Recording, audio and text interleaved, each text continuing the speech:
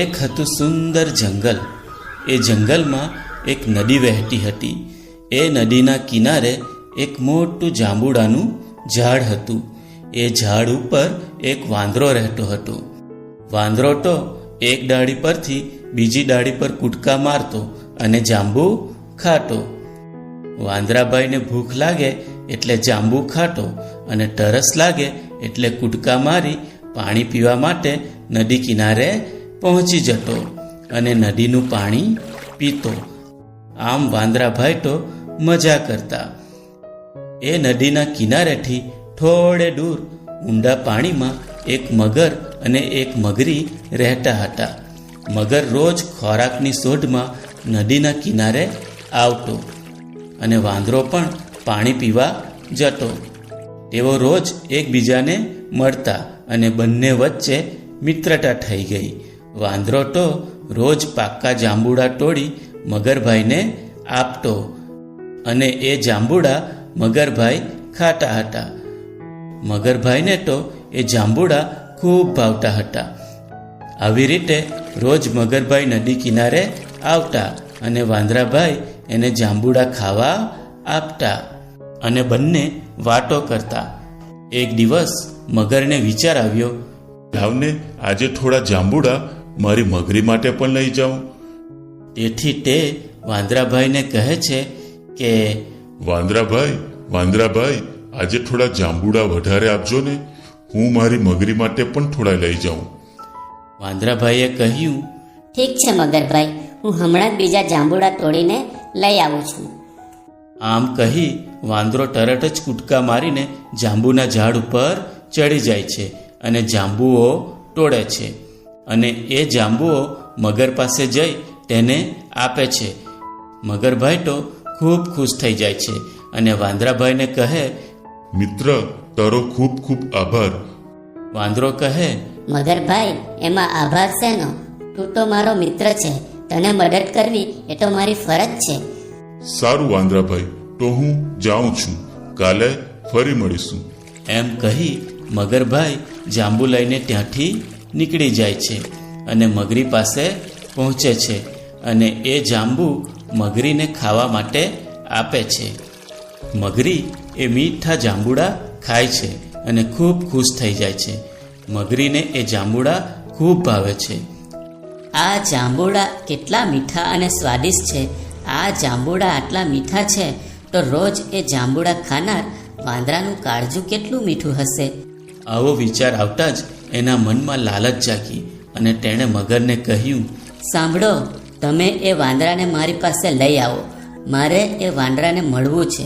રોજ આટલા મીઠા જાંબુ ખાનાર એ વાંદરાનું કાળજું કેટલું મીઠું હશે. મારે એનું કાળજું ખાવું છે. આ સાંભળી મગરભાઈ તો છક થઈ જાય છે. થોડી વારે સ્વસ્થ થયા પછી એ મગરીને સમજાવતા કહે છે, અરે મારી વાલી મગરી, આવું તો કંઈ થાય મારાથી? વાંદરાભાઈ તો મારા ભાઈબંધ છે. એની અને મારી બંનેની ગાઢ મિત્રતા છે. હું એને દગો ના આપી શકું. આ સાંભળી મગરી તો ગુસ્સે થઈ જાય છે અને મગરને કહે છે, તને તારો મિત્રવાલો છે કે હું, એ પહેલાં નક્કી કરી લે. જો તું વાંદરાને મારી પાસે નહીં લાવે તો હું મારો જીવ આપી દઈશ. એમ બોલી મગરી રડવા માંડે છે. આ સાંભળી મગર તો મૂંઝવણમાં આવી ગયો. મગરીના જીદ સામે એ હારી જાય છે અને મગરીને કહે છે, સારું મારી વાલી, તમે રડવાનું બંધ કરો. હું કાલે જ સવારે જઈ વાંદરાને લઈ આવીશ. આ સાંભળી મગરી રાજી થઈ જાય છે અને બીજે દિવસે મગરભાઈ વાંદરાભાઈને લેવા માટે નીકળી જાય છે અને નદી કિનારે જાંબુના ઝાડ પાસે પહોંચી જાય છે અને વાંદરો તો મગરને આવતા જોઈ ખુશ થઈ જાય છે અને જાંબુ તોડીને મગર પાસે પહોંચી જાય છે અને મગરને જાંબુ આપે છે. મગર એ જાંબુ ખાય છે અને ધીમેથી બોલે છે, વાંદરાભાઈ, તમે જે જાંબુડા મારી પત્ની મગરી માટે આપેલા એ એને ખૂબ ભાવ્યા છે. તેથી મારી પત્ની મગરીએ ખુશ થઈને તમને મારા ઘરે આજે જમવા માટે બોલાવ્યા છે. શું તમે મારે ઘેર આવશો? આ સાંભળી વાંદરાભાઈ તો ખુશ થઈ જાય છે અને કહે છે, હા, હું ચોક્કસ તમારી સાથે આવીશ, પણ મને પાણીમાં તરતા નથી આવડતું, તો હું કેવી રીતે આવું? ત્યારે મગર કહે, તમે એની ફિકર ના કરો, તમે મારી પીઠ પર બેસી જાઓ, હું તમને લઈ જાઉં છું. આ સાંભળી વાંદરાભાઈ તો તરત જ કૂદકો મારીને મગરની પીઠ પર બેસી જાય છે અને મગર પાણીમાં આગળ સરકવા લાગ્યો. વાંદરાભાઈ તો ખૂબ ખુશ થતા હતા, કેમ કે પહેલીવાર એ મગરના ઘરે જઈ રહ્યો હતો અને મનમાં ને મનમાં એ વિચારતો હતો કે આજે તો સારી સારી વાનગીઓ ખાવા મળશે. અને પછી એ મગરભાઈને પૂછે છે, મગરભાઈ, તમારી પત્નીએ જમવામાં શું બનાવ્યું છે મારા માટે?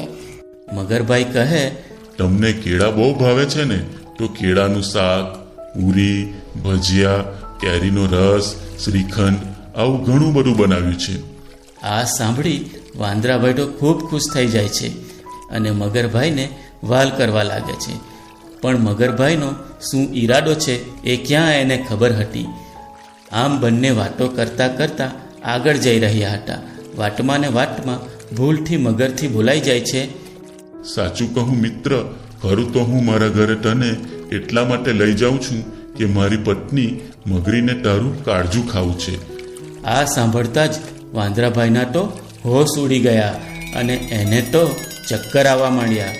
થોડી વારે સ્વસ્થ થયા પછી વિચારવા લાગ્યો કે જેને મેં મારો સાચો મિત્ર માન્યો હતો એ તો દગાખોર નીકળ્યો.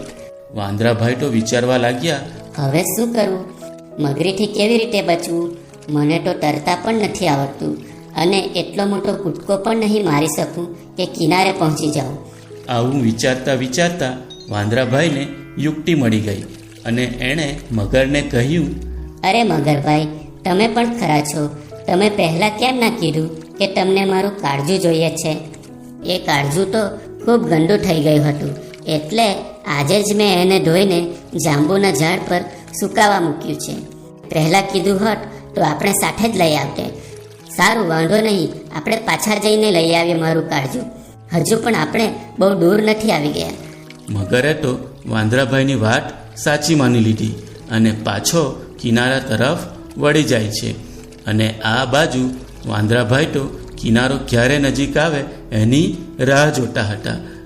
અને જેવો કિનારો નજીક આવ્યો કે વાંદરાભાઈએ તો મોટી છલાંગ લગાવી અને જાંબુના ઝાડ ઉપર પહોંચી ગયો અને બોલે છે, અરે મૂર્ખ મગર, કાળજું તે કંઈ ઝાડ પર મુકાતું હશે?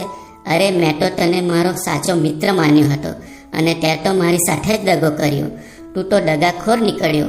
જા, આજથી તારો અને મારો કોઈ સંબંધ નથી અને ફરી અહીં જાંબુ ખાવા આવતો નહીં. અને મારે પણ આ જાંબુ ખાવા નથી અને અહીં રહેવું પણ નથી. એમ કહી વાંદરાભાઈ એ જાંબુનું ઝાડ અને નદીને છોડીને બીજે રહેવા જતો રહે છે. તો બાળ મિત્રો, મજા આવીને આ વાર્તા જોવામાં. બાળ મિત્રો, આ વાર્તા પરથી આપણને શીખવા મળે છે કે મિત્રતા કે ભાઈબંધીમાં દગાખોરી કરવી જોઈએ નહીં.